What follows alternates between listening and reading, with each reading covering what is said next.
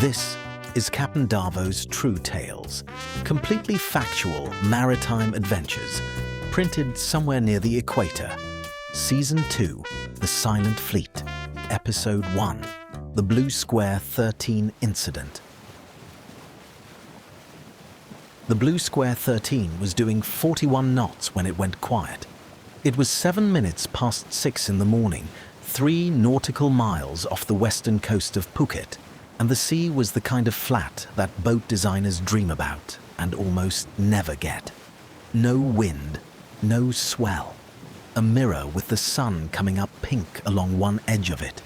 Perfect trial conditions. The sort of morning where a reasonable engineer might say to himself, "Today, nothing will go wrong." Nobody aboard the Blue Square 13 was a reasonable engineer. They were something more dangerous. They were optimists with a prototype. The Blue Square 13 was the masterpiece of Blue Square yachts.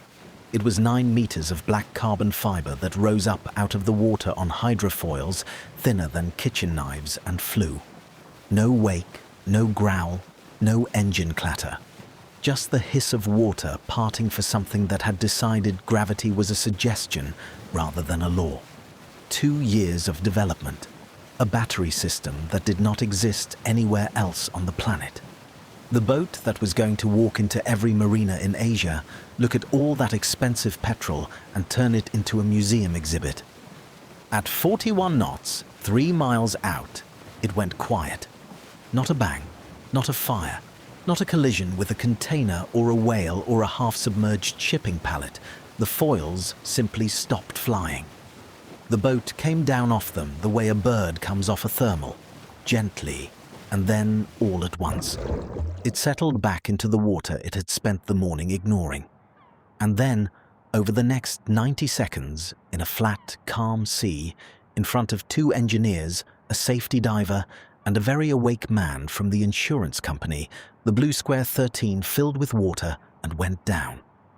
It sank in 410 meters of water, which is a very specific depth. It is deeper than any recreational diver will ever go. It is deeper than most salvage operations think is worth the petrol. It is, in fact, almost exactly the depth at which a boat stops being evidence and becomes a rumor. The men in the water watched the last of it slide under. The bubbles came up for a while, then they stopped coming. 2 things about that morning would matter later. The first is that boats like the Blue Square 13 do not sink. The second is that when they do sink, they do not do it in 400 meters of open water where no human being will ever look at them again. Nobody said either of those things out loud. Not yet. That came later. That is, in fact, what the whole season is about.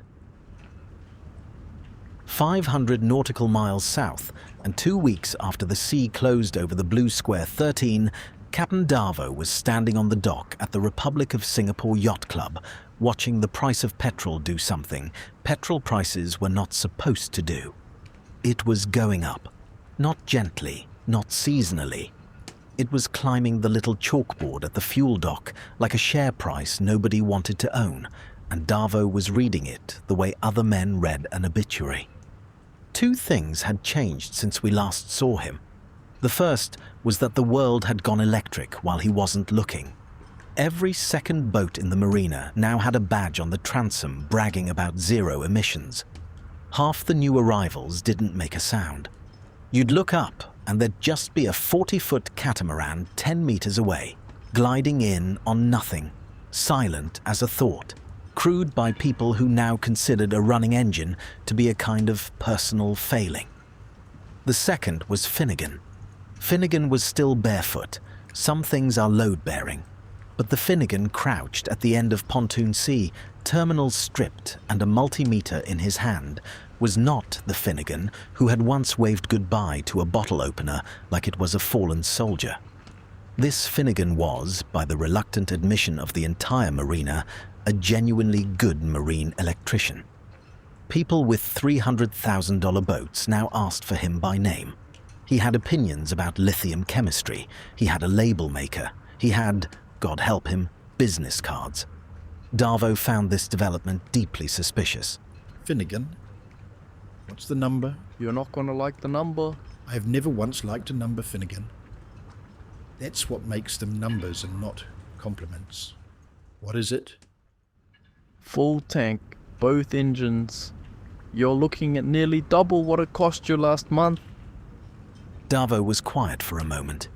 He looked out at the strait, where a container ship the size of a district was sliding past on its way to somewhere with a deep water port and a good lawyer. They're doing it on purpose. Who is? Everyone, Finnigan, the oil people, the electric people, the government, they've all agreed. They've all sat down in a room with no windows and decided that a man with 2 beautiful petrol engines is a problem to be solved. And they're solving me, 1 cent at a time. That's not a conspiracy, Davo. That's just the market. The market is a conspiracy that got a business card, Finnigan, same as you. There was a third change, but neither of them said it, because it was the kind of thing you didn't say on a nice morning. The lady in red was gone.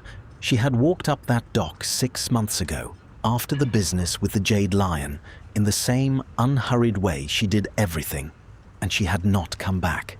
No note, no forwarding address.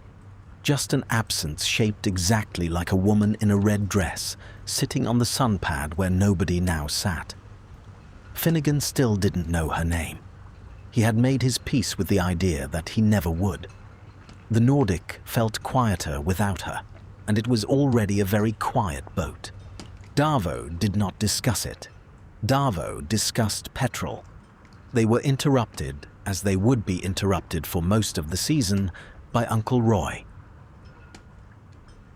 Uncle Roy arrived the way weather arrives. You didn't see him coming, and then he was simply upon you, holding 2 cold beers, wearing a shirt that had given up somewhere around the 4th button, and radiating the specific energy of a man who had once been on a committee and had never fully recovered from the loss of the authority. Uncle Roy was a former Republic of Singapore Yacht Club committee member. He was the proud owner of a tired but beloved motor cruiser called Very Good 2, which had not left the marina under its own power in some time. And he was, above all other things, the single most reliable source of information in the marina, provided you were willing to accept that roughly 40% of it was true, and he would never tell you which 40. Davo, barefoot, morning to you both. Uncle Roy. You hear about the Frenchman? Davo took the offered beer. This was not endorsement of the hour. It was maritime custom. You do not refuse a beer from a man who is about to tell you something. Which Frenchman? Frenchie? Yes, that annoying Ang Mo from Blue Square Yachts, the speedboat fella.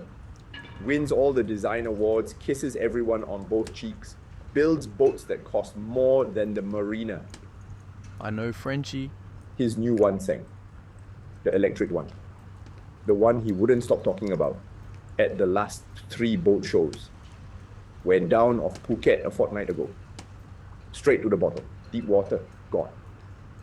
Finnigan looked up from the terminals. That boat was insured for a fortune, and the whole point of it was the batteries. That's the thing, isn't it? Uncle Roy said, and he said it in the way Uncle Roy said the things that turned out to be true. Insurance is calling it a design failure. So-called a battery fault, they think. Thermal runaway, all that nonsense that I don't understand. Which means they don't pay, and Frenchie eats the loss.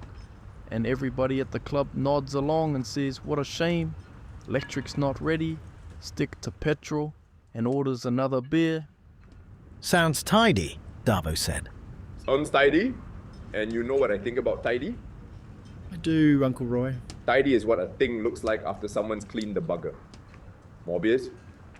Uncle Roy took a long, satisfied pull of his beer, having deposited that sentence exactly where he wanted it, and drifted off down the dock to inflict himself on the next available captain. Finnigan stood up.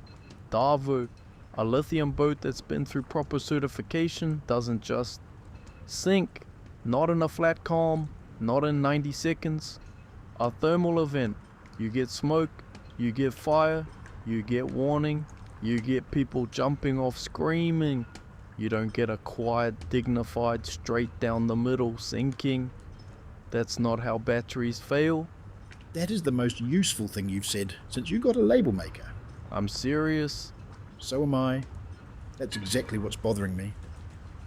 It sank politely. Boats don't sink politely, Finnigan. Sinking is the least polite thing a boat can do. They were still standing there, both of them looking at the water and thinking the same uncomfortable thought, when a runner from the club office came down the pontoon at a nervous half-jog and stopped a respectful 2 meters away. Captain, the Commodore would like a word. Davo did not move. Commodore knows where the bar is. He was quite specific, Captain. He said, and I'm quoting, "Tell the Kiwi and the barefoot one to come up now, before they turn it into a story." Finnigan winced. Davo drained his beer. Too late, mate. It's already a story. The office of the Commodore of the Republic of Singapore Yacht Club was not decorated. It was curated. Half a century of silver trophies, photographs of boats that no longer existed and men who no longer did either. A single model of a racing yacht in a glass case, lit like a saint. And behind a desk with nothing on it but a fountain pen and a folded newspaper sat Commodore W, who was, by any measure, the most formidable man either of them had met on land. The Commodore was Singaporean, immaculate, and entirely still. He was rumoured to own 11 boats and to have never once been photographed looking surprised. He had made his fortune in ways nobody could fully explain and had spent it collecting rare vessels and rarer knowledge. He knew more about lithium battery chemistry than most of the engineers selling it. He knew more about marine electrical architecture than Finnigan, which Finnigan found personally offensive, and he expected, from everyone who entered this room, an absolute respect for tradition, seniority, and the specific order in which things were done. Davo respected none of these things. This was the central problem of their relationship, and it was mutual. Captain Davo, sit. I'm all right standing, Commodore. The Commodore looked at him for a moment with the patience of a man who has all the time in the world and charges for it. You've heard about the Blue Square vessel? Uncle Roy told us, which means half of it's wrong. Which half do you believe? The half where a certified electric boat sank in flat water for no reason, anyone will say out loud. The faintest thing moved across the Commodore's face. It was not a smile. It was the place where a smile would go if the Commodore ever authorized the expenditure. Good. Then we understand each other, and I can be brief, which I prefer. He unfolded the newspaper, not to read it, to have something to close again. This club has 1 year left on its lease. 1. After more than 2 centuries on this water, the government will decide whether this land continues to be a place for boats, or becomes something with more flaws and better tax revenue. I intend for it to remain a place for boats. To do that, I must convince serious people that Singapore's future on the water is worth protecting. And that future, Captain, is electric, autonomous, and lithium-powered, whether you personally approve of it or not. I don't. I am aware your disapproval is a matter of public record and moderate entertainment. Here is what should concern you instead. Frenchie's boat is not the first. In the last 8 months, 3 experimental propulsion projects across this region have quietly died. 2 prototype battery systems have gone missing between the workshop and the certification lab. A manufacturer in Johor cancelled the product line it had spent 4 years developing, with no explanation, in a single afternoon. Individually, each of these is a business misfortune. Collectively, It's a pattern. The Commodore turned his gaze on Finnigan for the first time, and Finnigan understood at once why grown men rehearsed before speaking in this room. Collectively, it is a decision. Someone is not sinking boats at random. Someone is choosing which technologies reach the market and which ones vanish before they can. And they are very, very good at making a decision look like an accident. Why are you telling us? Davo said. You've got 11 boats in a committee. You've got lawyers who fold newspapers for a living. Because my lawyers work for the club, Captain, and the club has enemies who would very much like to see it fail this year. I cannot be seen to investigate this. You, on the other hand, are two men in a small petrol boat that nobody takes seriously. That is the single most useful thing about you. Thank you, I guess.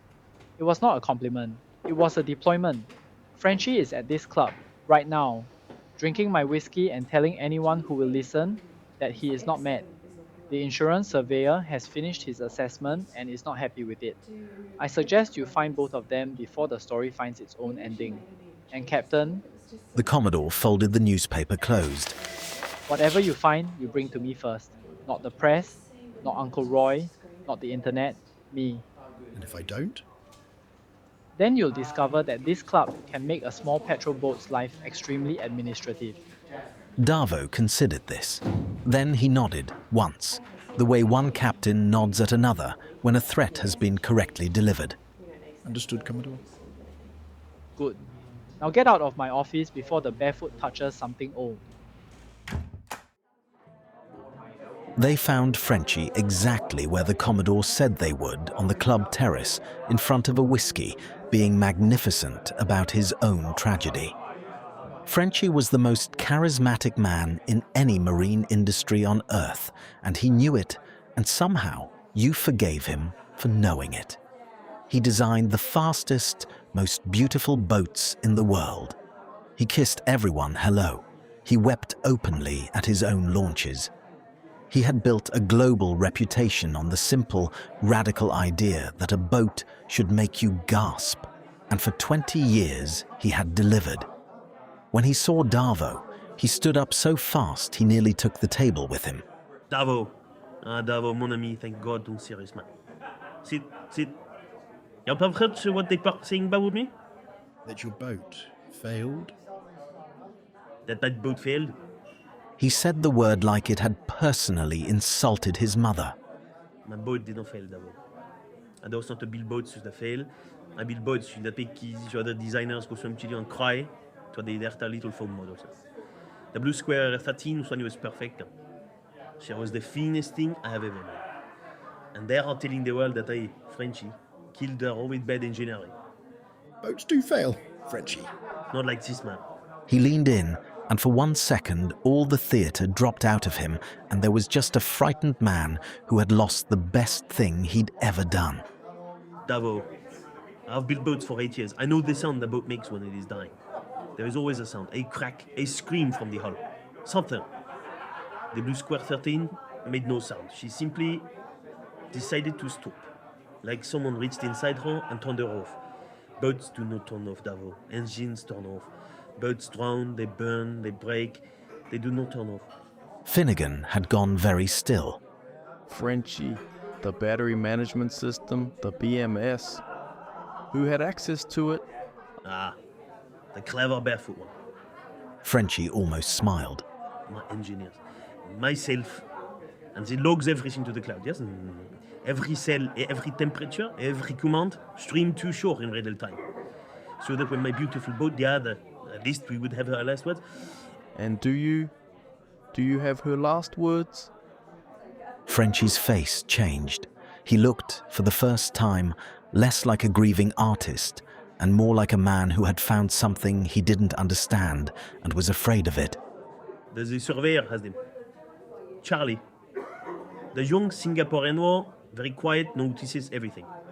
She has been staring at the data for 3 days, and she will not tell me what she thinks. She's only said she's something over. That's yes wrong, Frenchie. But it's the good kind of wrong. It's the kind that means you didn't do anything right. Where is she now? Down at the yard stand, with the spare batteries. The other said, Davo. The workshop said, that's identique experiment which cells where they don't put on the boat. I went to survey those this morning, to compare, to prove the boat cell do a sound. And? Davo said, who already knew, because he had been doing this long enough to feel the shape of a story before it landed. They are not there. 2 years of my life, at the only surviving set of those cells in the world, gone from a look at workshop, and some steam in the last 2 weeks, which is, while everyone was busy calling me a failure. Charlie the surveyor was a young Singaporean woman crouched beside an open battery case on the hard stand, and she did not look up when Davo and Finnigan approached.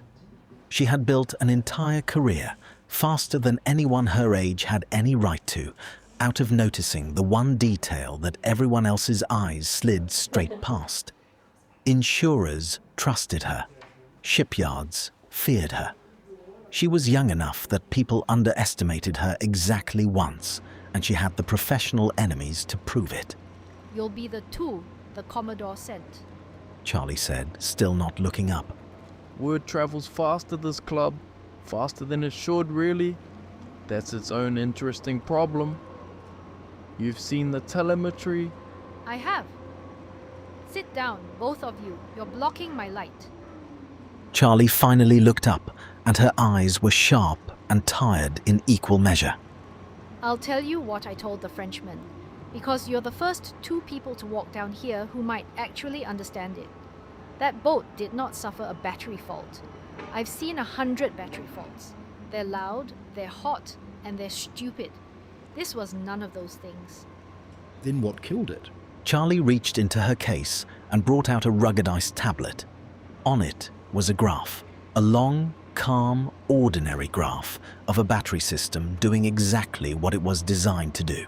And then, at one precise point, a single vertical line, and after it, nothing.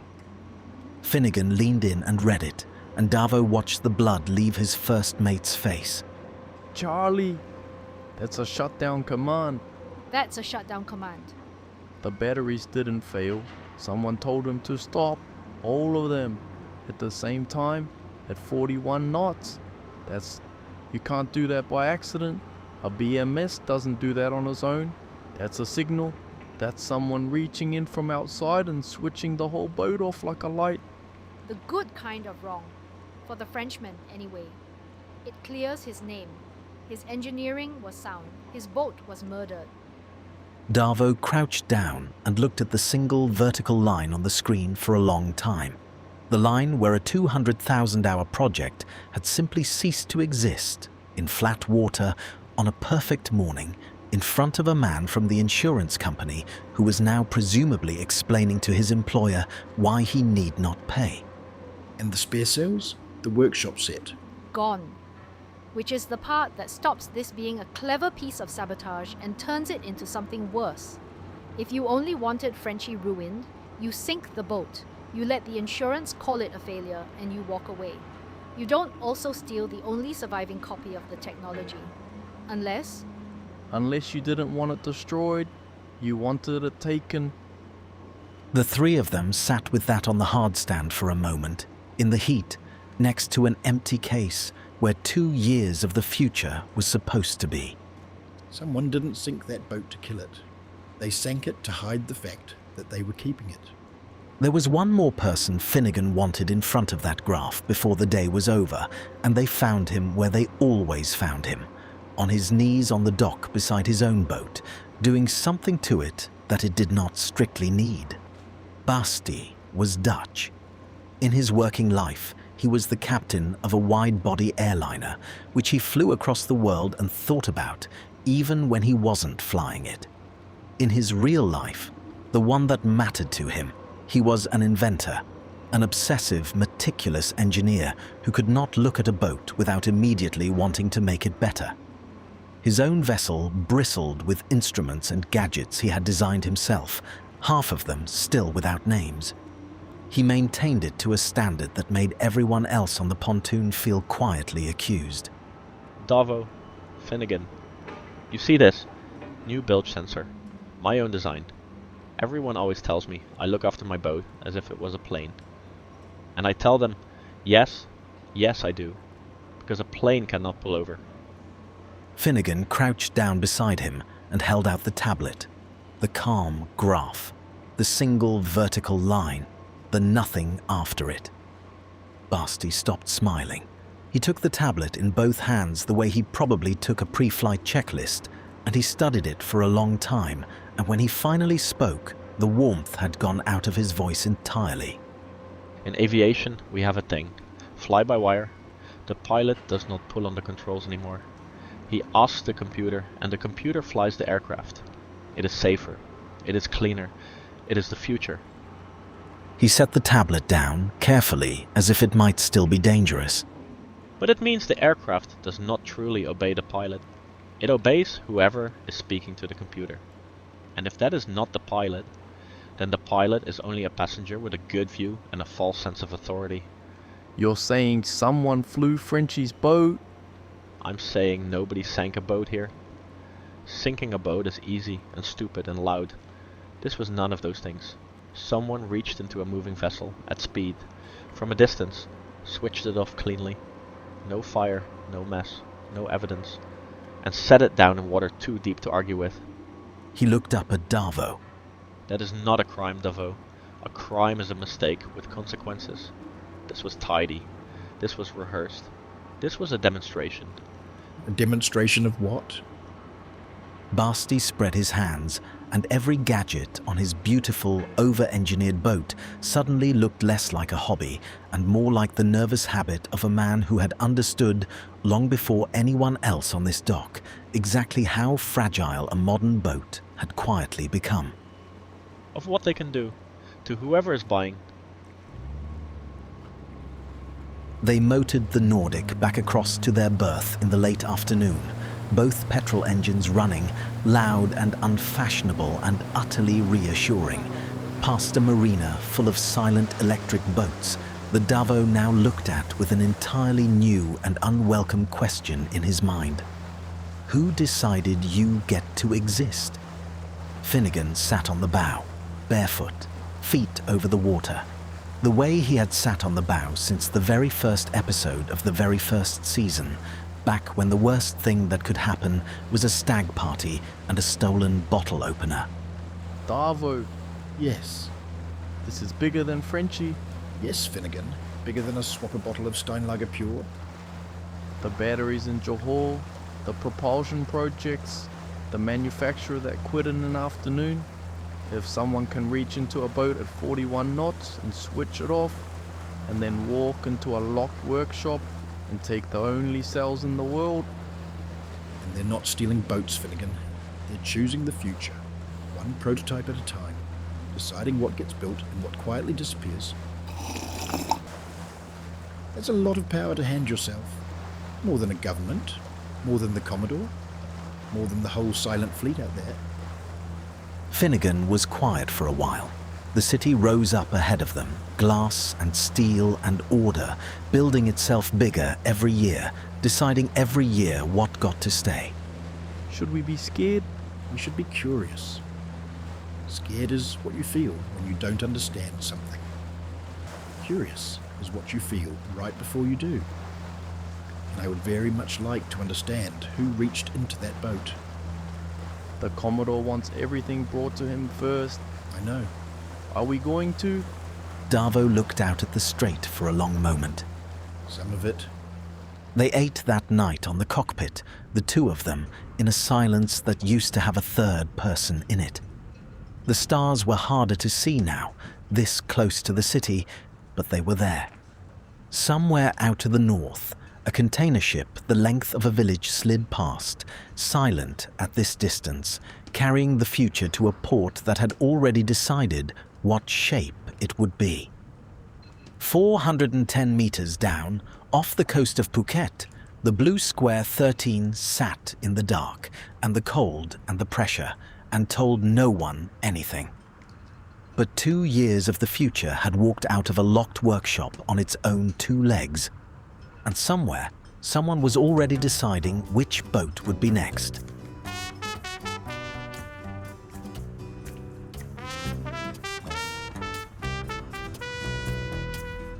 Captain Davo's True Tales will return. Next episode, The Cloud 9 Affair, a Lagoon 67 anchored in Thai waters. Her owner, a calm and thoughtful Dane, watching a repair that keeps getting slower. Finnigan. How long have they had the parts? 9 days. For a fuel filter? For a fuel filter and some stupid French relay. That's not a repair, Davo. That's a hostage situation with an invoice. That's Thailand, Finnigan. No, that's them, whoever they are. They're not just taking boats anymore. Now they're keeping people in one place while they do it. Captain Davo's true tales, completely factual maritime adventures, printed somewhere near the equator.